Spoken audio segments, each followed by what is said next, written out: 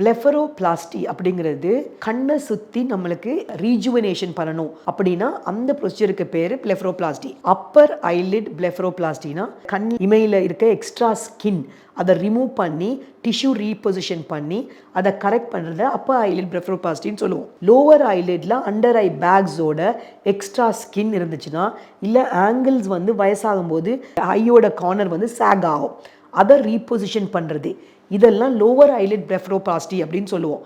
இந்த lower eyelid பிளெஃபரோபிளாஸ்டியை இந்த கீழ் இமைய பக்கத்தில் ஒரு இன்சிஷன் போட்டு ஓப்பன் பண்ணி எக்ஸ்ட்ரா அண்டர் ஐ பேக்ஸை ரிமூவ் பண்ணி அந்த எக்ஸ்ட்ரா ஸ்கின்னையும் நம்ம ரிமூவ் பண்ணோம்னா அது வந்து லோவர் ஐலிட் பிளெஃபரோபிளாஸ்டி அப்படின்னு சொல்லுவோம். அதே வெளியில் இன்சிஷன் போடாமல் லோவர் ஐலிட் உள்ளே இருந்து போட்டோம்னா நம்ம வந்து அந்த ஐ பேக்ஸை ரிமூவ் பண்ணலாம். சப்சீலியரி வந்து இன்சிஷன் போட்டு நாங்கள் வந்து கரெக்ட் பண்ணுறோம். So blepharoplasty is a surgical procedure that is done around the eyes to rejuvenate your eyes. But surgery இல்லாமல் அந்த பெரி ஆர்பிட்டல் டிஷ்யூவை ரீஜுவனேட் பண்ணுறதுக்கு தெர்மாஜ் அப்படிங்கிற ப்ரொசீஜர் யூஸ் பண்ணுவோம்.